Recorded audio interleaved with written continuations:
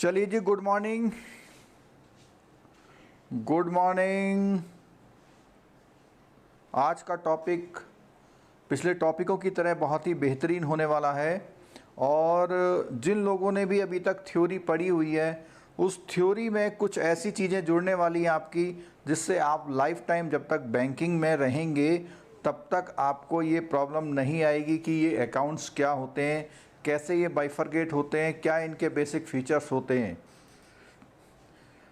चलिए जी, मैं थोड़ा एक बार कुछ लोगों के नाम ले लूँ जो सुबह सुबह हमारे साथ जुड़े हुए हैं। लिप्सा, मधुलिका, पवन, किशोर, मयंक, श्वेतांगी, विनोद, आरती, सुनील, शशि, मयंक। चलिए सभी को गुड मॉर्निंग। और कुछ लोग और जुड़े हैं, अमरीश कुमार। तो आज का ये जो क्लास है वो JIB और CIB दोनों के लिए बहुत इंपॉर्टेंट है और CIB वालों के लिए तो 5 मार्क्स का इंपॉर्टेंट है, क्योंकि इस पे बेस केस स्टडी आती है। अगर आप इसे ध्यान से सुनेंगे और उसके बाद अपनी बुक के जो टेक्स्ट है उसको कवर कर लेंगे तो 5 मार्क्स आपके पक्के हो सकते हैं। और वैसे भी आप बैंक में हैं, जनरल काउंटर में बैठे हुए हैं, कोई भी पूछने आ जाता है कि NRE अकाउंट खोलना है तो आप उसको दूसरे विंडो पे भेज देते हैं या आप परेशान हो जाते हैं कि अब क्या होगा। तो इन सब चीज़ों को लेते हुए आज का जो टॉपिक शुरू हो रहा है, ओके इन्फोटेक, प्रबीर जी, महबूब, अमरीश, भोला प्रसाद जी, विनोद जी, ये बिल्कुल बेसिक से स्टार्ट करेंगे। बिल्कुल बेसिक से स्टार्ट करेंगे। आप लोग बने रहेंगे। 1.5 घंटे की लगभग क्लास होगी और इस क्लास में हम लोग कवर करेंगे और लगभग कंप्लीट कवर करने की कोशिश करेंगे। देखते हैं कितना कवर कर पाते हैं। आप लोग साथ रहिएगा। सोनू कुमार जी आ गए हैं। 29 लोग, 28। चलिए, जब तक कुछ लोग आते हैं तब तक मैं थोड़ा सा शुरुआत कर देता हूं। देखिए, आज का टॉपिक है फॉरेक्स अकाउंट। अब ये जो फॉरेक्स अकाउंट नाम हमने क्यों दिया है, क्या इसमें सारे अकाउंट फॉरेन एक्सचेंज के हैं? तो मेरा आंसर है नहीं। लेकिन फॉरेक्स अकाउंट क्यों बोल रहे हैं, इसमें 2 एस्पेक्ट हम लेके चलेंगे। एक तो स्टेटस। अब स्टेटस किस चीज का? स्टेटस है रेजिडेंट का स्टेटस। अब रेजिडेंट स्टेटस में एक तो क्या होता है, रेजिडेंट होता है, एक होता है नॉन रेजिडेंट। नॉन रेजिडेंट, ठीक है। और ये जो भी लोग हैं, अगर हम नॉन रेजिडेंट को लेके चलते हैं तो एक वर्ड और जुड़ जाता है इसके, नॉन रेजिडेंट कौन? इंडियन।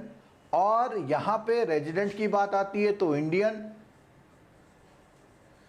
और एक कैटेगरी हम आज और पढ़ेंगे जिसको हम PIO कैटेगरी बोलते हैं, और इसके साथ फॉरेनर, ठीक है। ये जितनी कैटेगरी हमने बताई, ये सारी कैटेगरी के हम लोग अकाउंट्स आज पढ़ेंगे।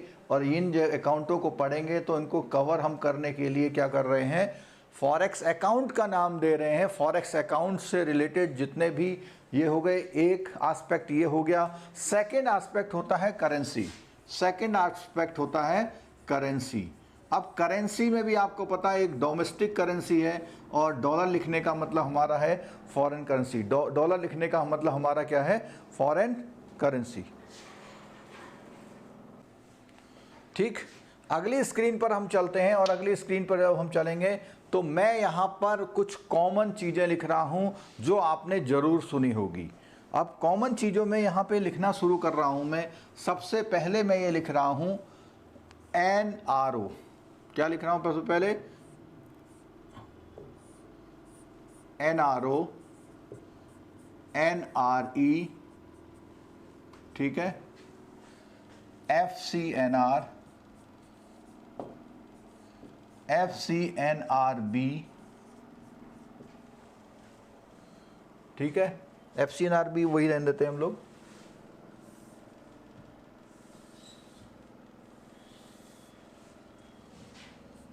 RFC, RFCD, EEFC, ठीक है, DDA, SNRR, ठीक, और उसके अलावा नॉस्ट्रो, वॉस्ट्रो और लोरो, 3 कैटेगरी ये हो गई, ठीक है। कोई अकाउंट छूटा इसमें? चलिए हम थ्योरी के लेके चलेंगे। कोई अकाउंट अगर छूटेगा तो बीच में हमारे याद आ जाएगा वो कौन सा अकाउंट है। एक अकाउंट यहाँ पर छूट रहा है जो ओवरसीज वाला अकाउंट खुलता है, ठीक है, ओवरसीज वाला 3, overseas foreign currency account, OFC account, ठीक। तो ये लगभग मेन तरह के अकाउंट्स हैं जो हम आज के चैप्टर में कवर करने वाले हैं। एक डायग्रामेटिक स्टाइल में इसको कवर करेंगे जिससे आपको ये बिल्कुल आँखों में चिपक जाए और कॉन्सेप्ट आपको क्लियर हो जाए, ठीक है। अब मैं इसको जब हम इसको टॉपिक को लेते हैं तो इस टॉपिक को लेने में आपकी बुक में बहुत अलग अंदाज में दिया हुआ है। BFM में क्या किया हुआ है, ये 3 पेजों में अलग अलग इसको डिस्क्राइब किया हुआ है। मैं इसको पूरा एक क्लास में कवर करूंगा। पेजेस अलग अलग हैं, अगर टाइम मिलेगा तो रेफ़र कर देंगे वो कौन कौन से पेजेस हैं जहाँ पे आपको ये चीज़ें मिल रही हैं। और JIB के लिए प्रमोशनल एस्पेक्ट से देखा जाए, JIB में एक क्वेश्चन इनमें से आ सकता है, अक्सर JIB में इसमें से क्वेश्चन आता है या फिर NRE FCNR में से क्वेश्चन आ जाता है। CIB में केस स्टडी मैंने पहले ही बता दिया आपको, ठीक है। तो इसको हम पढ़ने के लिए एक तो हमने कहा सारे अकाउंट पढ़े, दूसरे हमने पढ़े कि इस अकाउंट के 2 एस्पेक्ट पढ़े। एक एस्पेक्ट पढ़ा करेंसी वाला एस्पेक्ट और दूसरा एस्पेक्ट पढ़ा स्टेटस वाला एस्पेक्ट। ये तीनों चीज़ें जब मिल जाएंगी तब हमारा ये चैप्टर आगे बढ़ेगा, ठीक है। और ये जो 3 अकाउंट हैं, इन अकाउंटों को पढ़ने के लिए मैं यहाँ पे क्या कर रहा हूँ, 3 कैटेगरी में इन लोगों को डिवाइड कर दे रहा हूँ।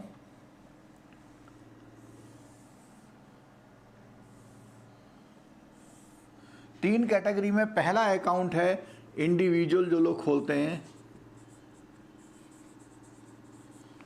ठीक है। दूसरा अकाउंट एंटरप्राइजेस खोलते हैं या बिजनेस हाउसेस खोलते हैं या बिजनेस पर्पस से खोला जाता है। और तीसरे वो अकाउंट जो बैंक खोलते हैं आपस में, ठीक है। तो 3 कैटेगरी में मैंने इसको डिवाइड कर लिया है। 3 कैटेगरी के जो अकाउंट्स हैं उसको हम समझते हुए चलेंगे तो हमारे लिए बहुत आसान सा रहेगा कैसे हम इसको समझ सकते हैं, ठीक है। अब बात करें इंडिविजुअल की। देखिए अगर मैं इंडिविजुअल अकाउंट की बात कर रहा हूं तो इंडिविजुअल अकाउंट में NRO, NRE समझते हुए चलिएगा, FCNR, RFC और RFCD, ये अकाउंट को इंडिविजुअल्स खोलते हैं, ठीक है। और हाँ, अकाउंटों की बात आई थी यहाँ पे। तो अब यानी कि ये कैटेगरी कहाँ पे आ गई, ये कैटेगरी उन लोगों की है जो लोग इंडिविजुअल लेवल पे अकाउंट्स खोलते हैं डिफरेंट पर्पसेस के लिए। पर्पसेस की बात हम आगे करेंगे, ठीक है। बिजनेस पर्पज में अगर मैं बात करूं तो पहला अकाउंट होता है EEFC और दूसरा अकाउंट है DDA, तीसरा है OFC और एक अभी जिनके पास JIB CIB की पुरानी किताब है उसमें वो चीज़ नहीं मिलेगी। एक नया पिछले 2-3 सालों से एक नाम चला आ रहा है SNRR अकाउंट। तो हो सकता है कि सब अकाउंट के बारे में पता हो, SNRR के बारे में ना पता हो, ठीक है। और बैंक जो अकाउंट खोलते हैं आपस में एक दूसरे के साथ, वो खोलते हैं नॉस्ट्रो, वॉस्ट्रो और लोरो, ठीक है। तो आपको ये क्लियर कट समझ में आ जाना चाहिए कि जो हम पढ़ने आज जा रहे हैं उसके जो अकाउंट्स हैं उन अकाउंटों में कैसे कैसे कैटेगराइजेशन होता है। ये कैटेगराइजेशन है पर्पज के हिसाब से। आप ऐसे बोलिए, पर्पज के हिसाब से, किस पर्पज से अकाउंट खोला हुआ है वो, ठीक है। यहाँ जो बैंक खोलता है, बैंक का जो पर्पज है, बेसिकली बैंक का पर्पज है क्लियरिंग अकाउंट। क्या बोलते हैं इसको? क्लियरिंग अकाउंट, यानी अपने फंड को इधर से उधर करने के लिए यूज करता है। एक बैंक जब फंड दूसरे बैंक को इंटरनेशनल लेवल पे देता है तो इस तरह से वो करता है। ठीक हो गया, क्लियर है, आगे बढ़ें। चलो, दो चीजें हमने क्लियर कर दी ये। अब यहां पर जब हमने यहां पे दो एस्पेक्ट बताए, आपको एक एस्पेक्ट तो बताया क्या है स्टेटस के हिसाब से, और एक बताया करेंसी के हिसाब से। तो इस चीज़ को हम यहाँ पे दोबारा रिकॉल कर रहे हैं, और दोबारा रिकॉल करने में यहाँ नीचे लिख दे रहा हूँ। पहला एस्पेक्ट है करेंसी का जिसको मैं डॉलर नाम दे रहा हूँ, और दूसरा एस्पेक्ट है सिटीजनशिप का जिसको मैं ये बंदा बना दे रहा हूँ। तो दो स्टेटस हैं, ठीक है। और जब हम यहाँ पे बात कर रहे थे रेजिडेंट स्टेटस की, तो इसमें जो हम यहाँ पे एक वर्ड यूज कर रहे थे एनआरआई, तो एनआरआई के बारे में चलिए थोड़ा जान लेते हैं। एनआरआई कौन है? एनआरआई कौन है? नॉन, सबसे पहली बात NRI is an Indian person. तो एनआरआई कौन है? Any Indian. कौन है? एनी इंडियन है, कोई भी इंडियन। क्लियर हो गया। अब कोई भी इंडियन नॉन रेजिडेंट।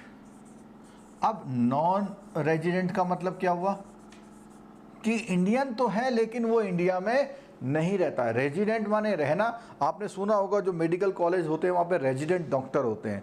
तो रेजिडेंट डॉक्टर से मतलब जो उस कैंपस में ही रहते हैं उनको रेजिडेंट डॉक्टर बोलते हैं, ठीक है। एक तो होता है अपने टाइम से आते हैं जाते हैं, टाइम तो उनका भी होता है लेकिन वो वहीं पर अवेलेबल होते हैं हॉस्टल वगैरह में, ठीक है। तो यहाँ पर एनी इंडियन जो नॉन रेजिडेंट है। अब इसका असली क्रक्स क्या है? Not living in India for more than 182 days. अब 182 से ज़्यादा इंडिया में ना रहा हो, यानी 182 से ज़्यादा का मतलब 183 ऑनवर्ड। तो 183 का मतलब हो गया वो 365 अगर एक ईयर में डे होते हैं या लीप ईयर में 366 डे होते हैं तो उसका हाफ कैटेगरी में आ जाता है 183। तो किसी, और ये क्या है? ड्यूरिंग अ फाइनेंशियल ईयर, ये भी ध्यान रखना। ड्यूरिंग फाइनेंशियल ईयर में, एक ईयर में ये बंदा इंडिया में 182 डेज से ज़्यादा नहीं रहना चाहिए। कहीं और रह ले उससे कोई कंसर्न नहीं है। स्पेस पे चले जाए, कहीं पनडुब्बी में चले जाए, कहीं ऐसी जगह चले जाए जहाँ पे किसी कंट्री का कंट्रोल ही नहीं है, वहाँ चले जाए, ऐसी किसी भी जगह चले जाए, बस वो इंडिया में नहीं रहना चाहिए। 182 डेज से ज़्यादा इंडिया में नहीं रहना चाहिए। क्लियर हो गई बात? ठीक है, और आगे बढ़ते हैं। विनोद जी ने पूछा है मिरर अकाउंट। मिरर अकाउंट बिल्कुल जो आपके नॉस्ट्रो वॉस्ट्रो लोरो अकाउंट है उनमें यूज़ होता है, नॉस्ट्रो में यूज़ होता है, उसको वहीं पे हम क्लियर करेंगे, ठीक है। चलिए और आगे बढ़ते हैं हम। तो यहाँ पर आपको एनआरआई की डेफिनेशन बहुत क्लियर हो गई होगी। अच्छा, अब मेरा क्वेश्चन ये है कि जो एनआरआई की डेफिनेशन है, एनआरआई की डेफिनेशन कौन से एक्ट में बहुत इंपॉर्टेंटली यूज़ की जाती है? वो कौन सा एक्ट है जिसमें बेसिकली दो एक्ट है जिसमें एनआरआई की चर्चा होती है। एक होता है फेमा, दूसरा आपको बताना है, दूसरा आपको आंसर देना है वो कौन सा एक्ट है जिसमें एनआरआई के बारे में चर्चा होती है। आप जल्दी से बता दीजिए, मैं 1 मिनट का वेट कर रहा हूं। चलिए जी, किसी ने आंसर दिया? बिल्कुल ठीक है, बहुत बढ़िया, कई लोगों ने सही आंसर दे दिया है।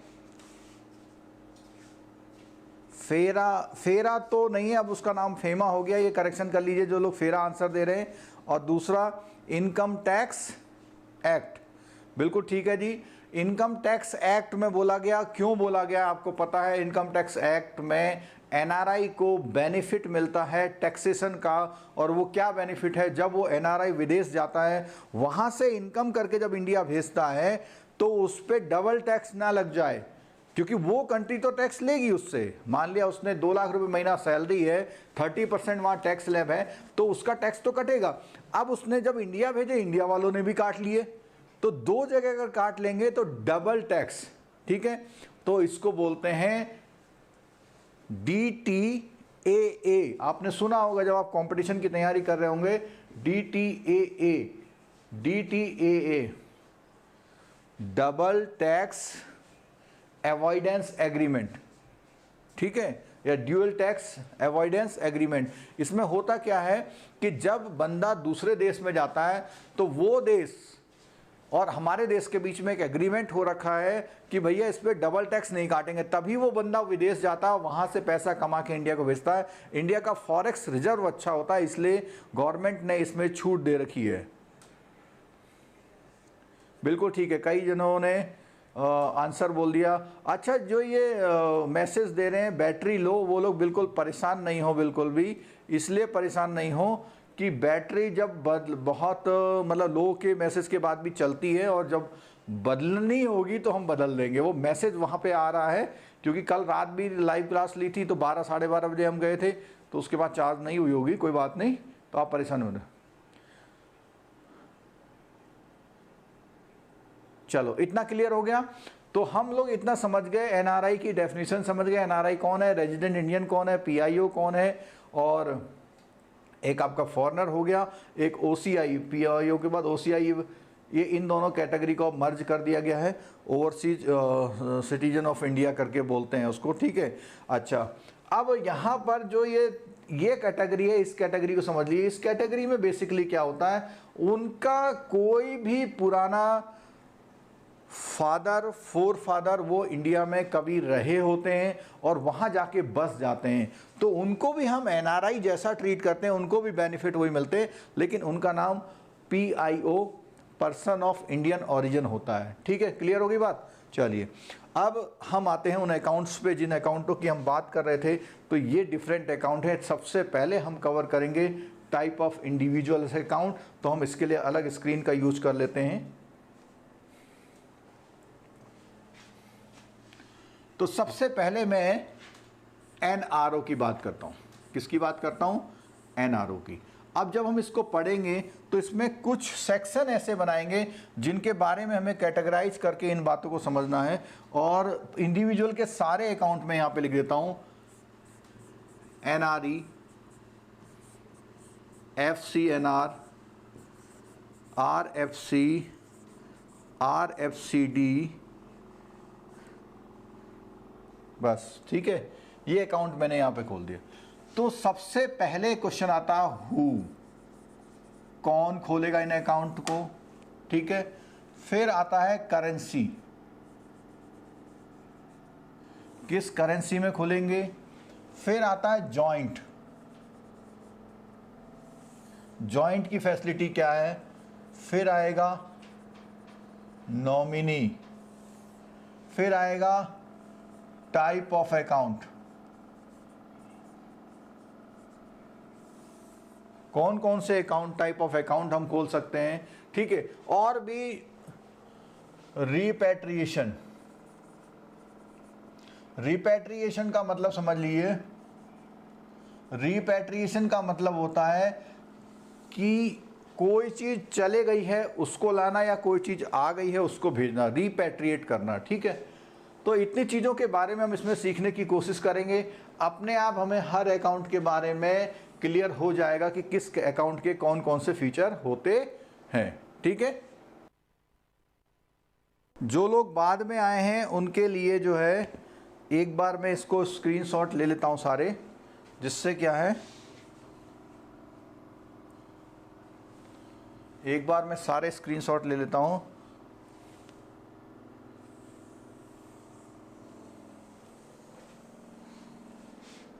ये पहला स्क्रीनशॉट है हमारा, जिसमें हमने सारी चीज़ें बताई थी। अब उसके बाद हम अगला ले लेते हैं, सेकंड पेज वाला स्क्रीनशॉट ले लेते हैं, क्योंकि इसकी ज़रूरत हमें कभी भी पड़ सकती है, और बाई चांस सिस्टम हमारी लाइट चले जाए, कुछ चले जाए, तो ये हमें पूरा स्क्रीन, इसको हम एक नोट्स की तरह यूज़ करेंगे। और ये हमारी थी थर्ड स्क्रीन,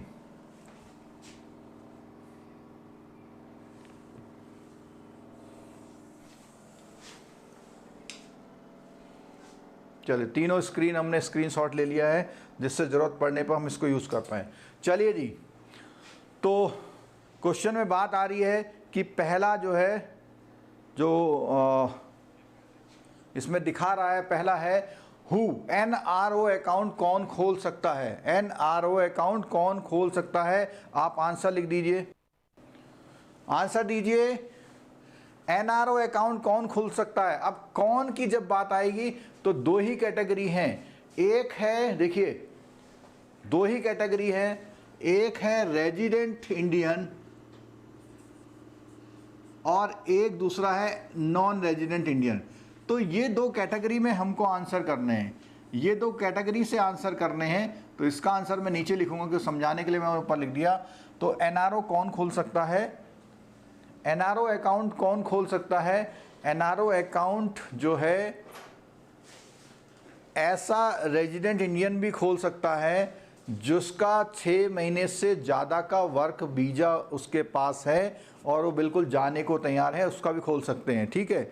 लेकिन इसका NRO का है नॉन रेजिडेंट ऑर्डिनरी अकाउंट। तो इसमें बहुत बड़ा वर्ड जो है ऑर्डिनरी है, और ऑर्डिनरी का मतलब होता है एक सामान्य अकाउंट, आपका भी अकाउंट, आपका भी अकाउंट NRO बन सकता है। खुलने में तो उसे NRI या उसको एक 6 महीने से ज़्यादा का कोई वर्क परमिट कॉन्ट्रैक्ट वीज़ा होना चाहिए तभी खुलेगा।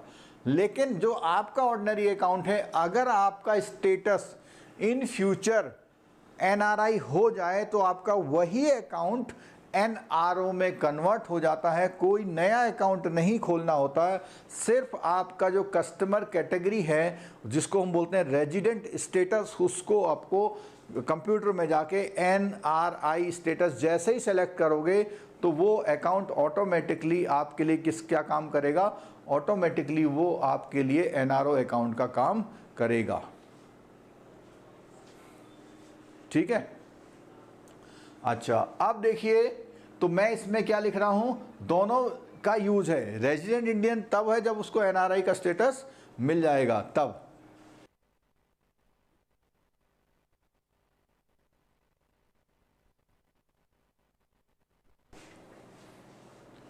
क्लियर हो गया। हाँ, ये जितनी आप बातें लिख रहे हैं उसको देखना।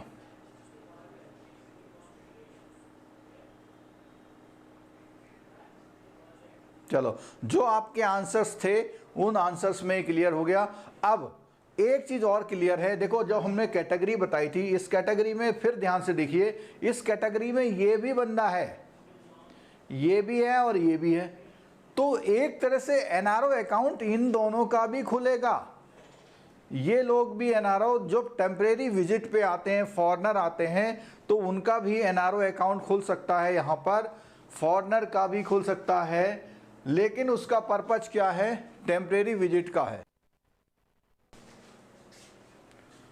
तो कई बार आपने सुना होगा कोई फॉरेनर यहाँ पे टूरिस्ट की तरह आता है, जब वो टूरिस्ट की तरह आता है तो उसको अकाउंट खोलना पड़ता है, लेकिन उसकी मैक्सिमम लिमिट 6 महीना, ये ध्यान रखिएगा, 6 महीने में उसे अकाउंट को बंद करना पड़ेगा, क्योंकि टूरिस्ट वीज़ा जो होता है 6 महीने से ज़्यादा का नहीं मिलता। बिल्कुल ठीक उसी तरह से जैसे हमारे वहाँ का इंडियन जब बाहर जाता है तो उसे 6 महीने से ज़्यादा वहाँ सरकार नहीं रोकना चाहती, क्योंकि वो वहाँ के कुछ क्लेम कर सकता है, कुछ बेनिफिट क्लेम कर सकता है, ठीक है। जिनके साथ हमारा एग्रीमेंट है वो वाले कंट्री नहीं, कुछ और कंट्रियाँ, ठीक। ऐसे इंडिया में अगर कोई जो इंडिया से जो जिनकी करेंसी लो है वो अगर वो कर रही हैं, तो वहाँ पे क्या होगा, वो लोग आके इंडिया में बसेंगे और इंडिया की इकोनॉमी को क्या करेंगे, इंडिया से कमाई कर करके बाहर भेज सकते हैं। उनके लिए इंडियन रुपीज़ फॉरेन करेंसी होता है। तो एक ये छोटा सा रूल है 6 महीने का, स्टडी के लिए आते हैं। अच्छा, कुछ ऐसे लोग हैं जो एक ऐसे काम के लिए आते हैं जैसे स्टडी वगैरह के लिए आते हैं, तो उसमें क्या है, सर्टिफिकेट बेसिस में एक्सटेंशन होता है।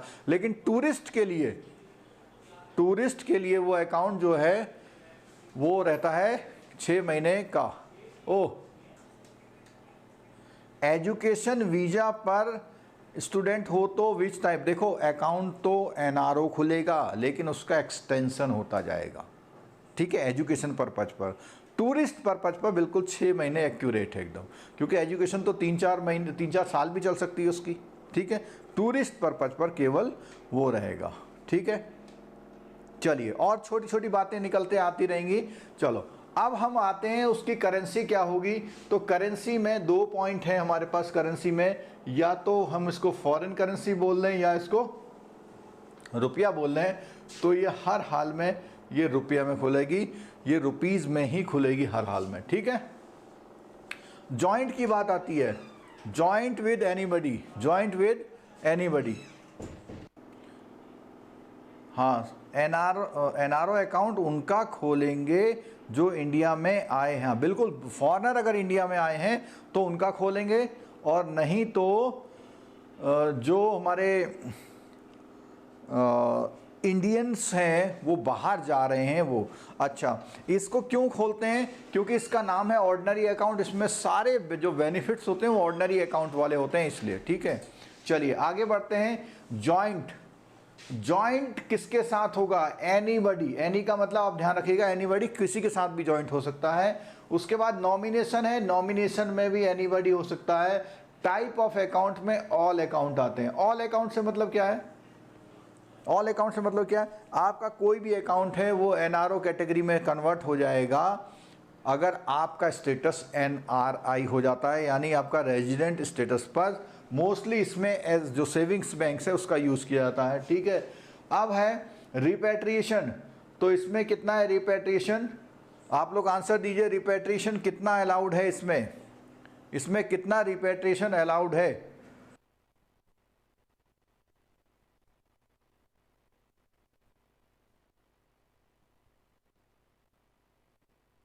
आंसर दीजिए आप लोग, कितना रिपैट्रिएशन हो सकता है एनआरओ अकाउंट में? सीधा सीधा क्वेश्चन आपसे पूछा जा रहा है आपके एग्जामिनेशन पॉइंट ऑफ व्यू से ही।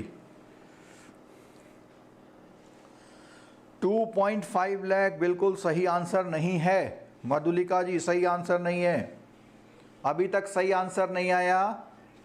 ये छोटे छोटे टेस्ट चल रहे हैं, आप बोलते हैं एमसीक्यू बना दिया, एमसीक्यू तो है ये। जब आपको एक्यूरेट आंसर होगा, अभी तक सही आंसर नहीं आया। एनआरओ अकाउंट से कितना पैसा आप रिपैट्रिएट कर सकते हैं मैं बताता हूं आपको। जैसे यहां पर इंडिया है, ये इंडिया है, इंडिया में कहीं से पैसा, यहाँ का कोई बंदा है वो गया कहीं पे जर्मनी गया और जर्मनी से पैसा भेज रहा है, यूरो भेज रहा है आपके अकाउंट में। यूरो आपके अकाउंट में आने के बाद यहाँ कन्वर्ट हो जा रहे हैं किस में? रुपीज़ में, क्योंकि इसमें बैलेंस रुपीज़ में होता है। अब उसे वहाँ दोबारा ज़रूरत पड़ गई तो इसी पैसे को वापस ले जाना चाह रहा है, तो इसी को बोलते हैं रिपैट्रिएशन। कितना पैसा वो रिपैट्रिएट कर सकता है, कितना पैसा वो रिपैट्रिएट कर सकता है, ठीक है। तो इसके अकॉर्डिंग हमें ये देखना पड़ेगा, एनआरओ जो है उस अकाउंट में बाहर से पैसा आ सकता है, लेकिन जाने की क्या लिमिट है वो देखना होगा हमको।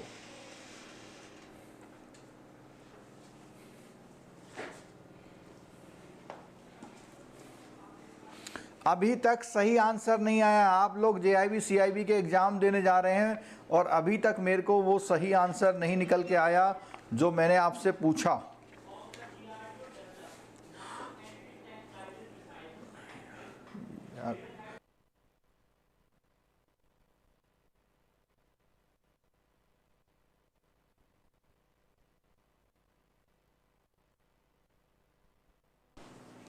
हाँ जी, एक आंसर आया सोनू कुमार शर्मा जी का 1 मिलियन। क्या ये आंसर सही है? मैं इसमें इसलिए रुक रहा हूं क्योंकि ये आपका एग्जामिनेशन पॉइंट ऑफ व्यू से इंपॉर्टेंट क्वेश्चन है। अब मोनू सिंह का आंसर आया है USD 1 लाख। अभी भी बिल्कुल एक्यूरेट आंसर नहीं आया आप लोगों का किसी का, अभी भी एक्यूरेट आंसर। जब आप एमसीक्यू में फंसते हैं तो इसी तरह के कुछ पॉइंट होते हैं जिसमें आप फंस जाते हैं और आप कहते हैं मैंने सही आंसर किया था, और वो 4 ऑप्शंस होते हैं, उसमें बहुत थोड़ा सा वेरिएशन होता है, ठीक है। चलिए 1 मिलियन। अब देखिए आप लोग कहेंगे कि सब आंसर दे रहे हैं, सही दे रहे हैं। अब मैं यहाँ पे लिख रहा हूँ 1 मिलियन ये इसका सही आंसर है। 1 million USD, 1 million USD dollar. कोई बोल रहा है 1 मिलियन, कोई बोल रहा है 1 लाख यूएसडी, दोनों आंसर गलत हैं। ठीक है, 1 मिलियन में क्या होता है, 10 लाख होता है। ठीक है, और ये जो है आपके बीएफएम के जो बुक है उसके पेज नंबर 54 में, पेज नंबर 54 में दिखाया गया है। देखिए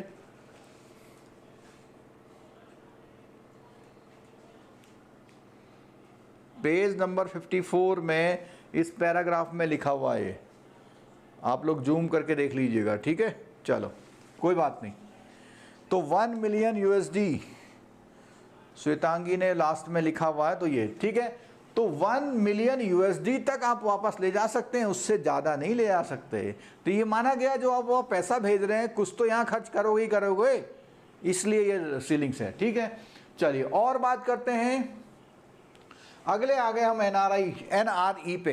NRE non resident external, non resident external, external बिल्कुल साफ साफ बोला हुआ है। एनआरई अकाउंट में आपने कोई एनआरई अकाउंट खोला हुआ है, एनआरई अकाउंट में पैसा आ सकता है अनलिमिटेड। अब अनलिमिटेड वर्ड को सुन लीजिए। अनलिमिटेड वर्ड एक ऐसा है, अनलिमिटेड का मतलब हर अकाउंट में अनलिमिटेड। इंडिया चाहता है कि बाहर से खूब पैसा आता जाए, जिससे हमारा फॉरेन करेंसी रिजर्व अच्छा होता जाए और ज़रूरत पड़ने पर हमें कुछ भी खरीदना हो फॉरेन से तो हमें कोई दिक्कत नहीं आए। तो इसलिए आने में कोई रेस्ट्रिक्शंस नहीं है, जाने में रेस्ट्रिक्शंस है। ठीक है, तो यहाँ पर एनआरई अकाउंट में आएगा बाहर से, लेकिन एनआरई अकाउंट सिर्फ और सिर्फ किसका खुलेगा, एनआरआई का खुलेगा। किसका खुलेगा, एनआरआई का ही खुलेगा, औरों का नहीं खुलेगा। ठीक है, चलो अब बात आई करेंसी। अगेन करेंसी, इसमें भी रुपीज़ है, ये अकाउंट भी रुपीज़ में ही खुलता है, यानी इसमें बैलेंस रुपीज़ में ही होता है। इसमें जॉइंट, अब यहाँ पर है जॉइंट के लिए सुन लीजिएगा, जॉइंट होता है एनआरआई के साथ। किसके साथ, एनआरआई के साथ। लेकिन अगर आप रेजिडेंट को जोड़ रहे हैं तो रेजिडेंट को जोड़ने के लिए वो केवल एफ और एस में ही खुलेगा। ये इंपॉर्टेंट क्वेश्चन नोट कर लीजिए कि एनआरई अकाउंट में जॉइंट अगर किसी को करना है तो वो जरूरी है कि वो एनआरआई होना चाहिए। अगर वो एनआरआई नहीं है तो भी जॉइंट हो सकता है एफ और एस में, अगर वो एनआरआई नहीं है। क्यों, देखिए ये पहले रूल नहीं था, फॉर्मर और सर्वाइवर। इसका मतलब ये है कि जिसने खोला उसका अकाउंट है, अगर उसके साथ कुछ हो जाए उस कंडीशन में वो अकाउंट जो है कौन वो रन करेगा, उसका जो नॉमिनी है।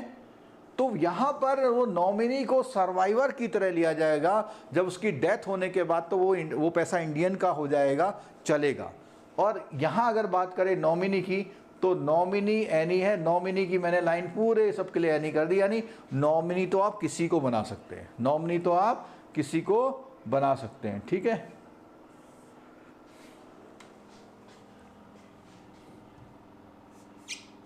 इस लाइन को थोड़ा चौड़ा कर देते हैं क्योंकि ये अब पॉपुलर हो गई यहाँ पर। इसके लिए वो कोई भी हो सकता है किसी भी अकाउंट में, इसको एक ही बार में हमने वो कर दिया।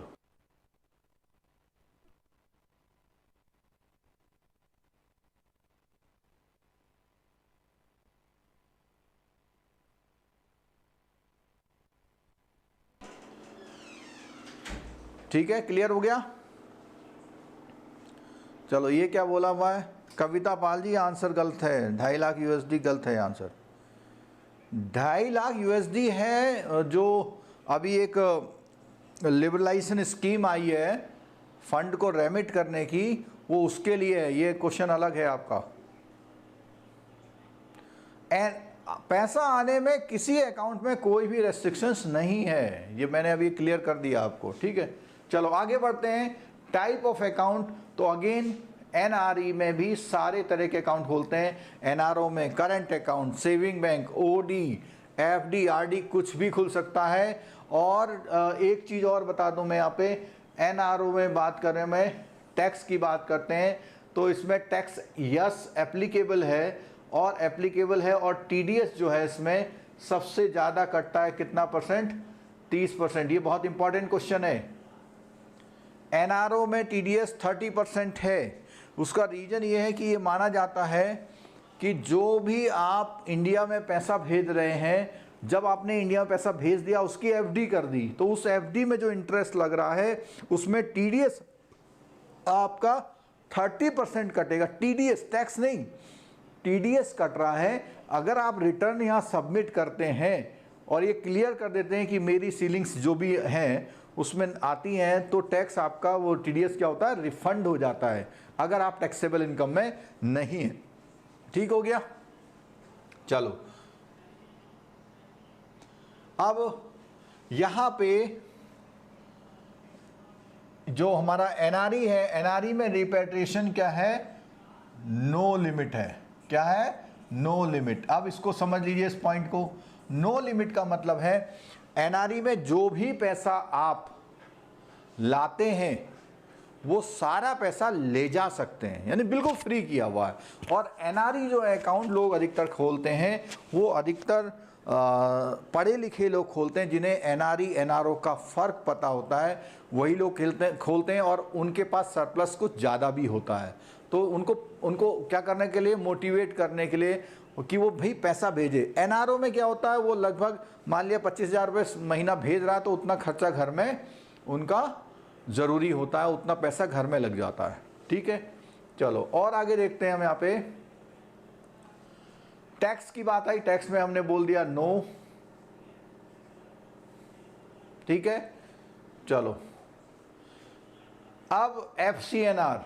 ठीक है, जितने हमने अकाउंट बोले, हमने बोला दो एस्पेक्ट हम सोचेंगे। एक तो एस्पेक्ट है ये वाला करेंसी वाला, और एक एस्पेक्ट है कौन सा वाला,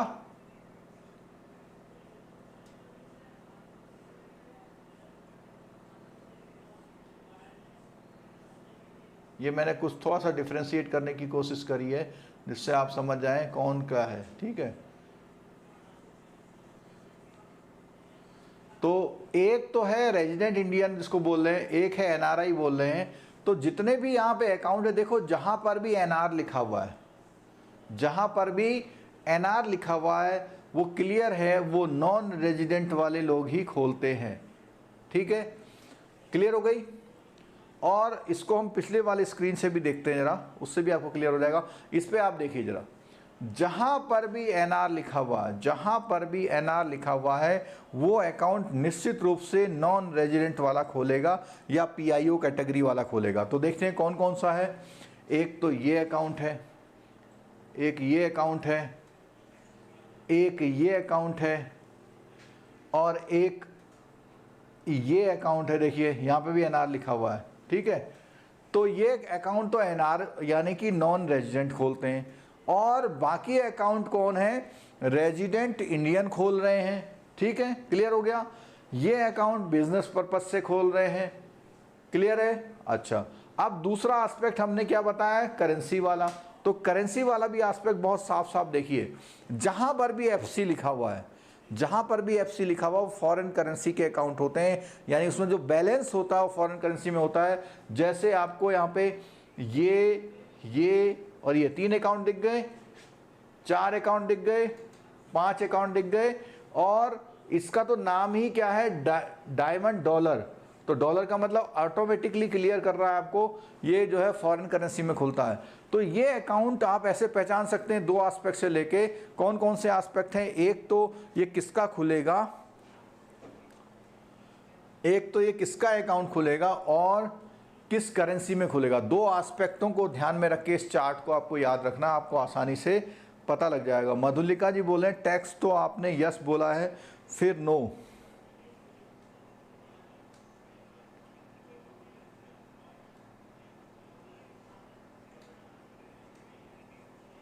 चलिए जी, ओके इन्फोटेक जी का धन्यवाद, उन्होंने सबसे बोला लाइक कर दीजिए वीडियो को।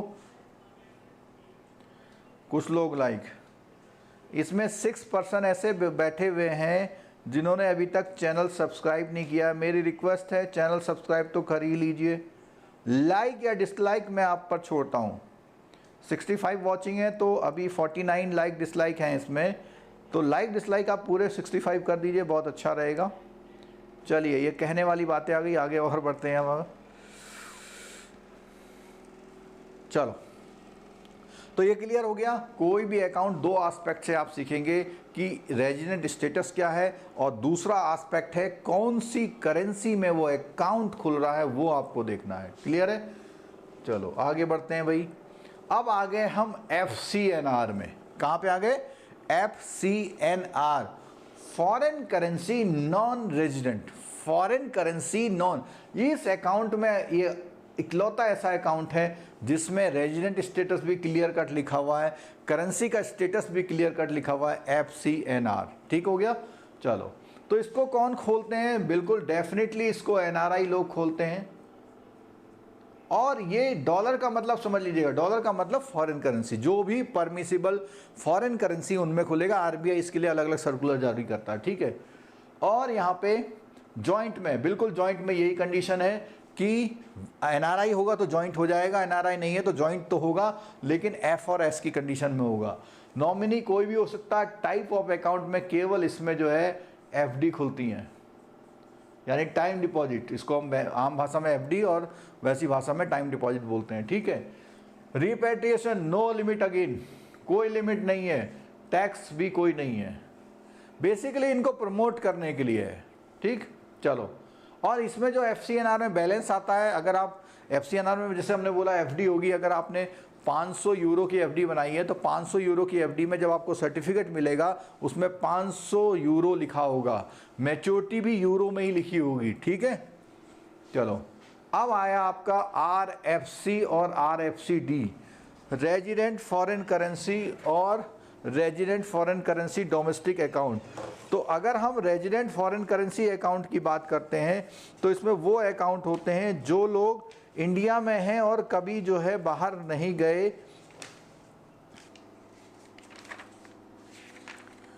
आप लोग जो CIB वाले बच्चे बैठे हैं वो 55 पेज पर आ सकते हैं। इसके जो अदर जो लिटरेरी फीचर्स हैं वो फीचर्स आप बुक से भी देख लेंगे तो कोई दिक्कत नहीं आएगी। यहाँ कॉन्सेप्ट क्लियर कर लीजिए आप लोग एक बार। अगर आपका कॉन्सेप्ट क्लियर है तो आपको कोई भी प्रॉब्लम होने वाली नहीं है। अगर आपका कॉन्सेप्ट क्लियर है तो कोई भी प्रॉब्लम होने वाली नहीं है। FCNR का इंटरेस्ट रेट ज़्यादा होगा क्या? जो महबूब जी ने क्वेश्चन पूछा हुआ है तो उसका स्ट्रक्चर ये है कि जो भी फॉरेन करेंसी यानी लिबोर से रिलेटेड जो फॉरेन मार्केट हैं उन मार्केट में क्या रेट चल रहे हैं करेंसी के या इंटरेस्ट के, उसके हिसाब से डिसाइड होता है। तो इसका इंडियन रेट से मतलब नहीं है, और उनका रेट इंटरेस्ट रेट अलग होता है, वैसा नहीं होता जैसा हमारे यहाँ पे इसका होता है नॉर्मल अकाउंट्स का। ठीक है? नॉर्मल अकाउंट का इंटरेस्ट रेट और वो इंटरेस्ट रेट अलग अलग होते हैं। उसके लिए आप लोग अपने बैंक का वो वेबसाइट खोल लीजिए, सिंपल डालिए उसमें कि FCNR इंटरेस्ट रेट, वहाँ लिखा हुआ आ जाएगा कि वो क्या होता है। ठीक है?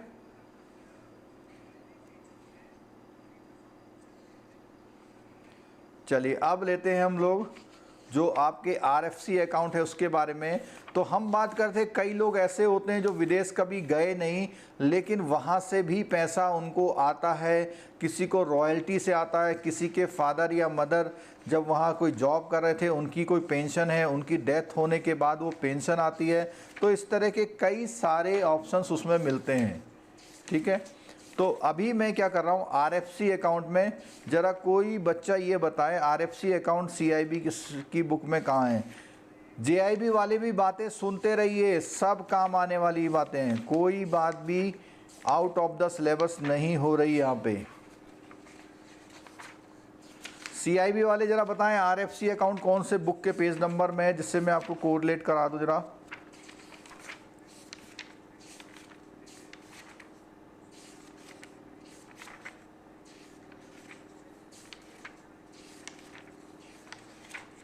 CIB वाले क्लास में बैठे हैं, चलो मत बताओ, मैंने ढूंढ लिया।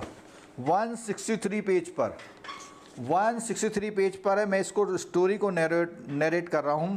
पहला अकाउंट है RFC, दूसरा अकाउंट है RFCD। तो आप सब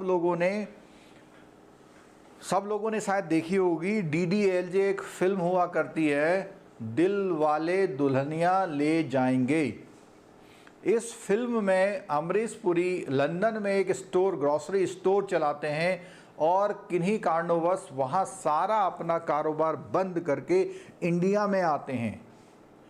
तो उन जैसे लोगों के लिए, मिस्टर अमरीश पुरी जैसे लोगों के लिए जो सुविधा दी गई है, दैट इज RFC। तो इसमें खास बात है रिटर्निंग। क्या खास बात है? रिटर्निंग। कौन रिटर्निंग? NRI। एक ऐसा NRI जो इंडिया में रिटर्न हो रहा है और परमानेंटली सेटल हो रहा है। एक ऐसा इंडियन जो इंडिया में रिटर्न हो रहा है, काहे के लिए? For the permanent settlement. मान लिया वहाँ से आए और यहाँ पे उन्होंने अपना दोबारा से कोई काम इंडिया में करना चाहा या खेती बाड़ी करना चाहा, कुछ भी करना चाहा, उनके लिए होता है। श्वेतांगी जी आपने आंसर दिया है, FCNR में एक्सचेंज रेट फिक्स होता है, FD पर मैच्योरिटी अमाउंट मेंशन होता है। FD में बिल्कुल है, जैसे आपने 500 यूरो की FD बनाई तो जो FCNR का रेट ऑफ इंटरेस्ट है उसके हिसाब से मान लिया 3 साल का बनाया, तो 3 साल में उसमें जो भी रेट लगाया पता लगा 500 यूरो का बन गया 585 यूरो। अगर आप उसे कन्वर्ट कराएंगे उस दिन, तो जो उस दिन रेट होगा उसके हिसाब से आपको इंडियन रुपीज़ में कन्वर्ट हो जाएगा, या उसे रिन्यू कराएंगे तो फॉरेन करेंसी में रिन्यू हो जाएगा। ठीक है, चलिए। तो हम बात कर रहे थे किसकी? अमरीश पुरी साहब की बात कर रहे थे। वो इंडिया रिटर्न हो गए और सारा कारोबार बंद करके आए। तो अगर वहाँ उन्होंने मकान दुकान बनाया था, पता लगा कि उन्होंने पूरा जो है 1.5 मिलियन यूरो में सब कुछ बेचा, तो 1.5 मिलियन यूरो वहीं ना रख जाए, यहाँ आ जाए, उसके लिए सुविधा बनाई है रिटर्निंग इनके लिए। और वो अकाउंट जो पैसा है, देखो उसमें नैरेटिव पढ़ रहा हूँ मैं, returning Indians who are non resident earlier and are now returning to India for permanent settlement are permitted to open a foreign currency account with any AD, यानी वो किसी बैंक में खोल सकते हैं, to keep their foreign currency assets held outside India or any other monetary benefit from the employer। अब कभी भी क्या होता है कि मान लिया वहाँ जॉब कर रहे थे, 20 साल जॉब किया हुआ है, उनकी वहाँ से पेंशन आने वाली है, वो भी इसमें आ सकती है, उनको रिटायरमेंट के बेनिफिट्स मिल रहे थे, वो भी आ सकते हैं इसमें। The account holder can credit foreign currency received outside India as gift or inheritance from a person। अब इसमें वो लोग भी आते हैं जो किसी बंदे को बाहर से कोई गिफ्ट मिला हुआ है, वो भी इस अकाउंट को खोल के उस अकाउंट में डाल सकता है। ठीक है, चलिए अगला आ गया RFCD अकाउंट। RFCD में जो एक वर्ड खुला हुआ है, अच्छा इसकी जो ये यहाँ जो डेफिनेशंस आ रही थी हमारी यहाँ पे, देखो जॉइंट में है, जब वो रिटर्निंग इंडियन हो गया तो वो अपने जो रेजिडेंट हैं उनके साथ भी वो अकाउंट ज्वाइंट करा सकता है। ठीक, और इसमें अकाउंट जो होते हैं वो अधिकतर FD के अकाउंट खुलते हैं, क्योंकि ये माना जाता है वो पैसे फिक्स करके रखे रहेंगे। ठीक है, रिपेट्रिएशन इसमें अलाउड होता है। ठीक है, टैक्स का इसमें कोई सीन नहीं होता। क्लियर हो गया। अब RFCD में ऐसा होता है कि ऐसे भी तो इंडियन है जो कभी विदेश गए ही नहीं। मान लिया आप यहाँ पे हैं, आपने कोई पेटेंट कर लिया किसी चीज़ का, वहाँ से फॉरेन करेंसी में पैसा आ रहा है, ऐसे लोग भी होते हैं। ठीक है, तो ऐसे लोग के अकॉर्डिंग क्या है, डेफिनेशन में लिखा हुआ है, a person resident in India is allowed to open and maintain a RFCD account with an AD out of the foreign exchange acquired by him in the form of currency notes। अब क्या होता है कि आपके वहाँ कोई relative आए, आपको $500 का गिफ्ट दे गए, करेंसी नोट्स, उसको आप जमा कर सकते हैं। ट्रैवलर चेक दे गए, गिफ्ट चेक दे गए, उसको आप जमा कर सकते हैं। जब वो क्या होते हैं, कई बार आप भी क्या करते हैं, विदेश जाते तो हैं लेकिन NRI नहीं होते, आप 15 दिन के लिए मलेशिया घूमने चले गए, अब मलेशियन का जो वहाँ करेंसी है वो कुछ बच गई, आप उसे क्या है इन कैश नहीं कराना चाहते, आप उसे उसी करेंसी में रखना चाहते हैं, तो वो भी आप RFC में रख सकते हैं, D में। ठीक है, किसी बिजनेस के गए को कोई वहाँ से आपको गिफ्ट सर्विसेज मिला, इन सब के लिए करते हैं, ठीक है। और जो ये वाला अकाउंट होता है RFCD, इसको एक तरह से हम पार्किंग अकाउंट भी बोलते हैं। मतलब आप यहाँ पे फंड रख सकते हैं फॉर द टेम्परेरी पीरियड, और इसमें सिर्फ करंट अकाउंट खुलता है। और करंट अकाउंट खोलने का मतलब क्या हुआ? करंट अकाउंट खोलने का मतलब हुआ ये कैसा अकाउंट है? ये नॉन इंटरेस्ट बियरिंग, यानी इसमें कोई भी इंटरेस्ट आपको नहीं मिलेगा। तो साथियों, ये हमने काफ़ी कुछ इन अकाउंट्स के बारे में समझ लिया, और इन अकाउंट्स के बाद समझने के बाद हम आगे बढ़ेंगे। CIB वालों से रिक्वेस्ट है, इसका टैक्स पार्ट जो है मैं पेज नंबर बता देता हूँ। पेज नंबर CIB वालों के लिए 163 164 पे है, ठीक है। उसके अलावा शुरू में एक तो ये रोल ऑफ एक्जिम वाले में है, दूसरा आपका 52 से लेके 55 में, 52 से 55 में, 52 से 55 है। अब कई बच्चे JIB वाले पूछेंगे सर हमारे में कौन सी बुक में है ये? JIB वाले जब क्वेश्चन पूछेंगे हमारे में कौन सी बुक में है, तो इसके लिए हम ये कह सकते हैं कि आपके वहाँ क्या है, ये कहीं एग्जैक्टली ऐसा तो नहीं दिया हुआ है, लेकिन इतना बेसिक्स आपका धर्म बनता है कि आपको पता होना चाहिए। आप JIB का एग्ज़ाम देने जा रहे हैं, कुछ भी एक क्वेश्चन कहीं से भी आएगा, आज की क्लास का काम पूरा हो जाएगा। नहीं तो CIB तो करोगे आप लोग, तब काम आ जाएगा, जनरल नॉलेज के काम आ जाएगा, ठीक है। चलिए अगले स्क्रीन पे चलते हैं, और ये हमने कवर किए कौन से अकाउंट? Individual account. अब कवर करते हैं हम बिजनेस अकाउंट्स।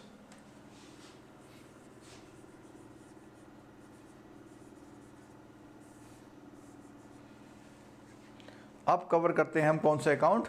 बिजनेस अकाउंट्स, ठीक है। तो बिजनेस अकाउंट्स कवर करने के लिए हमने अकाउंट तो पहले बता दिए थे, फिर यहाँ पे लिखते हैं, रिवाइज कर लीजिए, EFC account, DDA account, OCI, sorry OFC,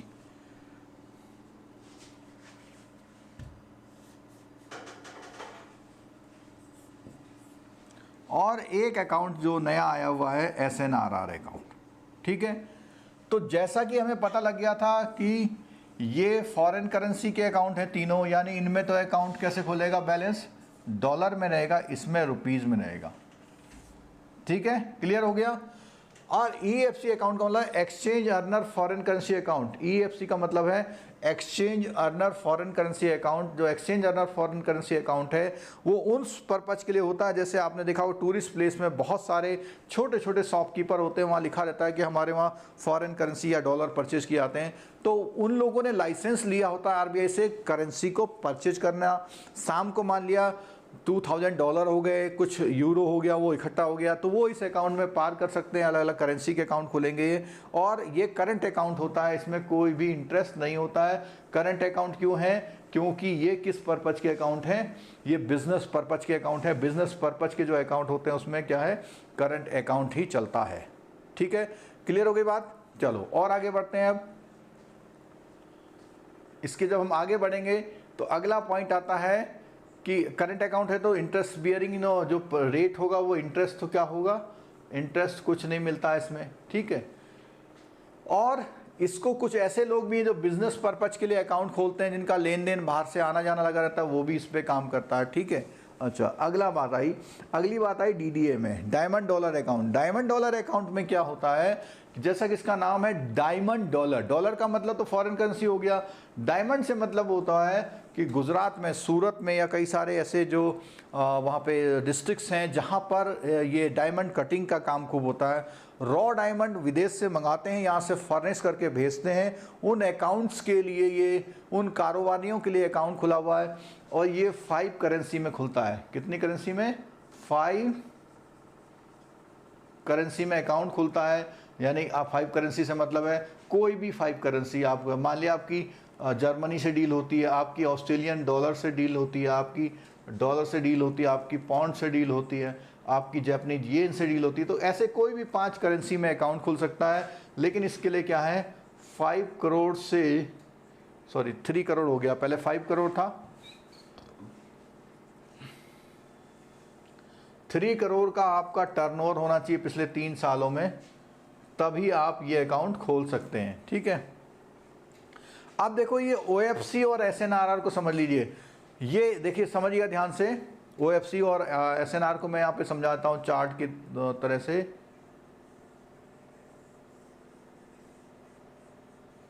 ये अगर इंडिया का वो मान ले थोड़ा सा स्ट्रक्चर, ठीक है, तो यहाँ पे क्या है, OFC वाले में क्या होता है कि ये बंदा इधर जाता है OFC वाले में, और SNR वाले में बाहर का बंदा इंडिया आके खोलता है। समझ गए बात को बिल्कुल।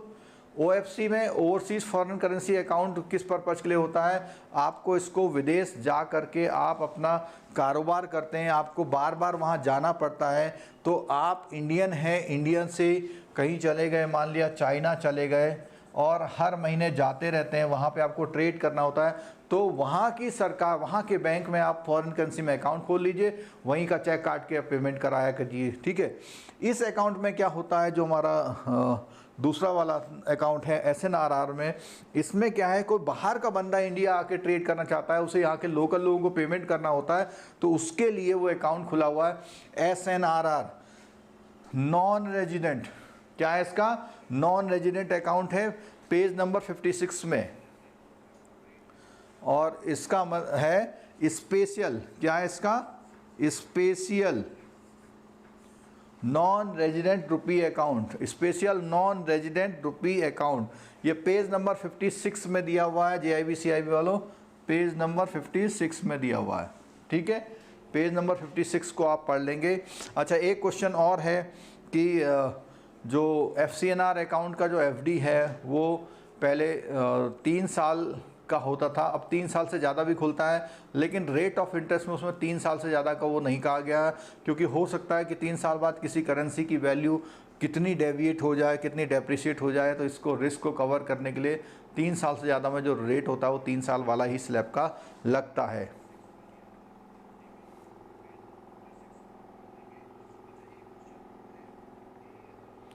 किशोर पौनीकर जी बोल रहे हैं बच्चे नहीं रहे अब। हाँ, बच्चे तो आप नहीं रहे, सब बड़े हैं, तो मैंने आपको बच्चों बोल दिया होगा, तो डियर फ्रेंड्स, अब मैं आपसे फ्रेंड्स बोलूँगा। ठीक है, चलिए जी, कोई बात नहीं। फुल फॉर्म ऑफ SNR लिख दी, special non resident rupees account, special non resident rupee account SNRR। दोनों चीज़ें समझ में आ गई। CIB वाले इसमें बहुत गहराई से जाएंगे, उसमें जितने भी ये अकाउंट मैं बता रहा हूँ, इसमें बांग्लादेश, पाकिस्तान का नाम याद रखिएगा, और भूटान और नेपाल, ये 4 कंट्रियों का नाम याद रखिएगा। इनके लिए कुछ कुछ रूलों में डेविएशन है, थ्योरेटिकल एस्पेक्ट पढ़ लीजिएगा। चलिए आगे बढ़ते हैं। इसके बाद तो ये चारों अकाउंट समझ में आ गए होंगे मेरे ख्याल से, अगर समझ में आ गए तो यस कर दीजिए। उसके बाद हम पढ़ते हैं बहुत ही इंपॉर्टेंट एस्पेक्ट में, JIB CIB दोनों के लिए बहुत ही इंपॉर्टेंट होने वाला है ये। अगर इतनी बात समझ में आ गई तो यस कर दीजिए। यहाँ हम बता रहे हैं कि इंडिया और UK और USA, अभी आप सुन लीजिएगा, और UK में आपका स्टैंड चार्टर्ड बैंक आपने सुना होगा, बहुत ही बड़ा बैंक है, और उसका जो है वहाँ पर स्टैंड चार्ट में SBI का अकाउंट खुला हुआ है, सिटी का भी खुला हुआ है, PNB का भी खुला हुआ है। ठीक है, इस तरह से। और USA में है, USA में मान लिया आपका सिटी बैंक है, या अमेरिकन एक्सप्रेस बैंक है, और यहाँ पर PNB का एक अकाउंट खुला हुआ है। ठीक है, क्लियर हो गई। तो ये बेसिकली ये हम बता रहे हैं आपको नॉस्ट्रो वॉस्ट्रो लोरो के बारे में, और नॉस्ट्रो वॉस्ट्रो लोरो जो अकाउंट है वो कोटेशन से कौन क्या कह रहा है, और इसमें हर केस में यहाँ से कहेगा, कोई जो भी कहेगा वो यहाँ से कहेगा।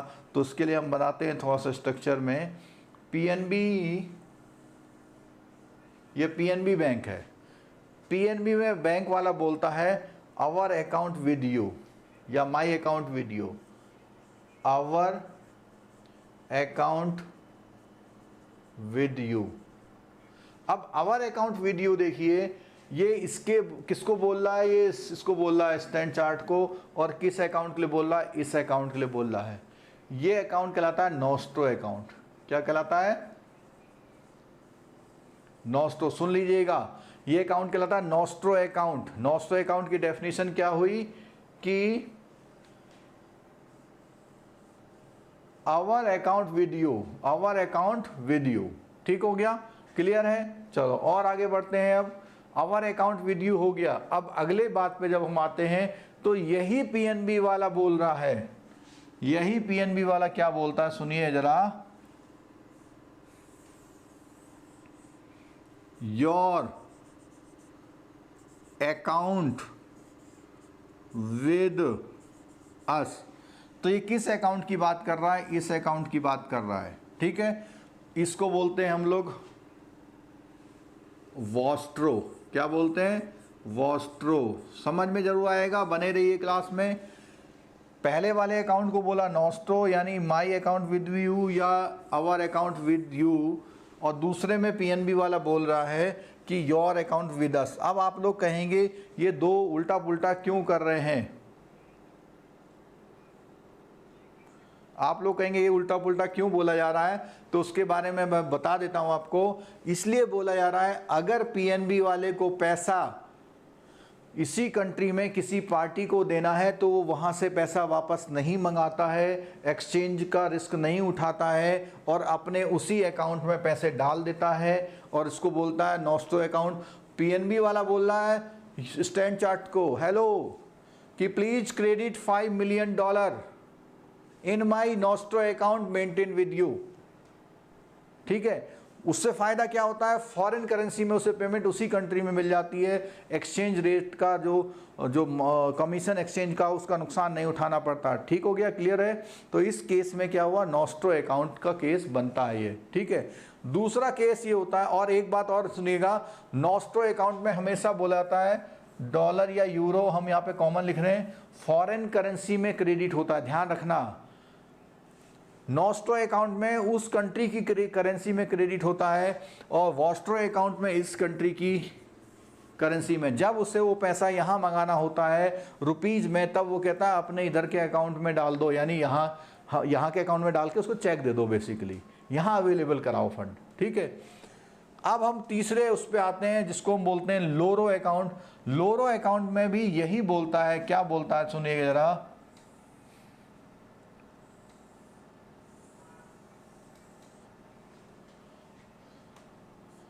their account with them।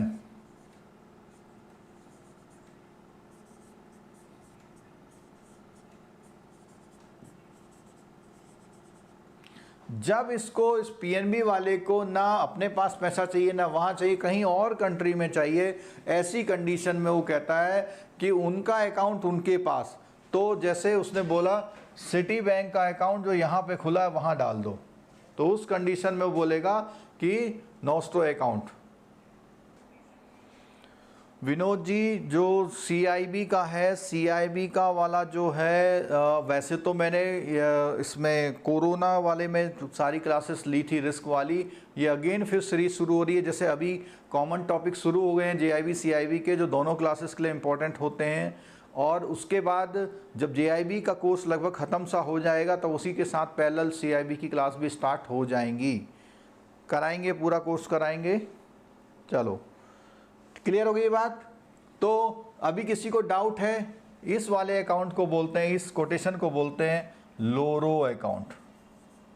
Basically ये लैटिन टाइप के वर्ड हैं।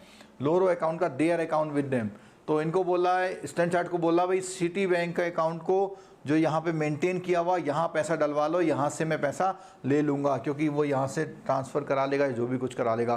तो ये तीन अकाउंट वो अकाउंट हुए जो बैंक आपस में एक दूसरे के साथ क्या करते हैं, खोलते हैं, और फॉर द क्लियरिंग पर्पज में। एक बच्चे ने हमसे पूछा था मिरर अकाउंट, तो मिरर अकाउंट बेसिकली क्या होता है, नॉस्ट्रो का मिरर अकाउंट होता है, और उससे आपको फ़ायदा क्या होता है, जो भी नॉस्ट्रो में एंट्रीज़ हो रही हैं आप अपने वहाँ यहाँ मिरर अकाउंट बनाते हैं, उसमें सारी एंट्रीज़ लिखते जाते हैं। फिर जैसे रिकन्सलेशन होता है कि आपकी देख रहे हैं कि मैंने, उसने बोला था कि 2 लाख डाल दिए तो उन्हें दिखाई नहीं दे रहे, क्योंकि आपने तो अपने में चढ़ा लिए, वहाँ दिख नहीं रहे। तो मिरर अकाउंट का मतलब क्या हुआ, क्लियरिंग अकाउंट टाइप का एक ये अकाउंट होता है। ठीक हो गया। तो आज के इस क्लास में हमने जो है पूरा जो है अकाउंटों का एक तरह से कवर कर दिया है, और पुरानी भी क्लासेस बहुत सारी हमारी इसमें पड़ी हैं। हर बार नए जोश से, नई टेक्निक से, नई बातों से, नई चीज़ों के साथ करते हैं। CIB वालों से रिक्वेस्ट है कि इन अकाउंट्स को आज पूरा कर लीजिए।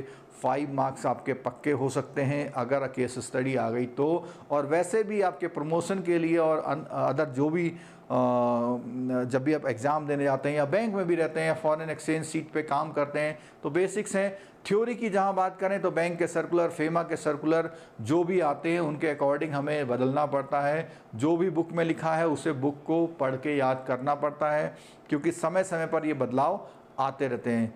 आखिरी में आपसे मैं चाहूँगा ये क्लासेस कैसे रही इसके बारे में ज़रूर लिखिए। क्लास कैसे रही जल्दी से लिखिए, 2 मिनट बाद हम वो करेंगे। और जैसा कि आपको पता है कि आज से लेकर के मंथ एंड तक अक्सर आप लोगों की सैलरी मिलती है। सैलरी के समय पे हम अक्सर एक ऑफ़र लाते हैं, वो ऑफ़र स्टार्ट हो चुका है।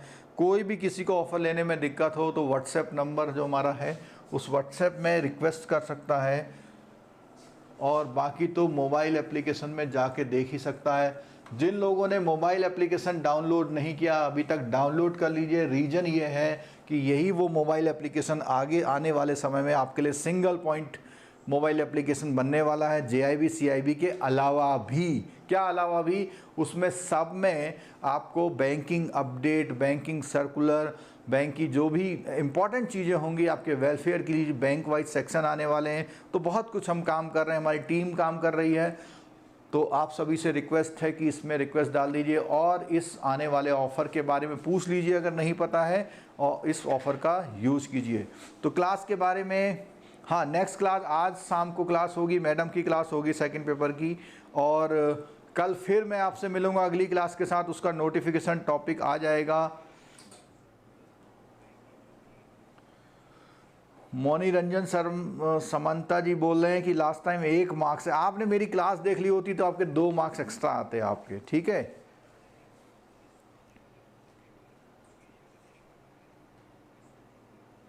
चलिए, मेरी क्लास में क्या है, संतोष लहाकर जी कहते हैं ऑफर के नाम पर लूट, मेरा 1000 रुपये डूब गया। मुझे बड़ा अजीब सा लगता है कि 1000 रुपये डूबने पे कोई लुट जाता है क्या। चलिए कोई बात नहीं, अपना अपना ओपिनियन है। आपने 1000 रुपये दिया, आपने जो कोर्स था वो देखा ही नहीं, और अगर देखा होता तो शायद ये आप ये कमेंट नहीं करते। लेकिन सोशल मीडिया फ्री है, कुछ भी आप कमेंट कर सकते हैं बिल्कुल। और उसी के साथ हमारे पास बहुत सारे ऐसे कॉल भी आते हैं कि आपका कोर्स अच्छा है या जो भी कुछ है, ये आपके ऊपर है। कोर्स हमने पहले से डाल रखा, पूरा डिस्प्ले होता, आप पूरा देखें पहले तभी लें। गलती ना करें, अपना पैसा ना डुबाएं। रिस्क मैनेजमेंट होगा, लाइन से मैं क्लास चालू कर रहा हूँ, सब लग रहे हैं, ठीक है।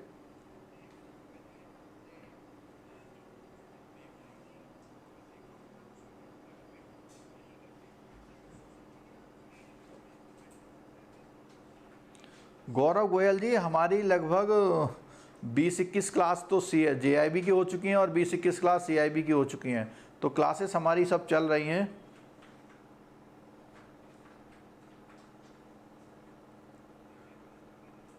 चलिए सभी कवर करेंगे, ठीक है। गुड डे आपके लिए, और शाम को मिलते हैं दूसरी क्लास के साथ, AFB सेकंड पेपर के साथ, ठीक है। Thank you, bye bye.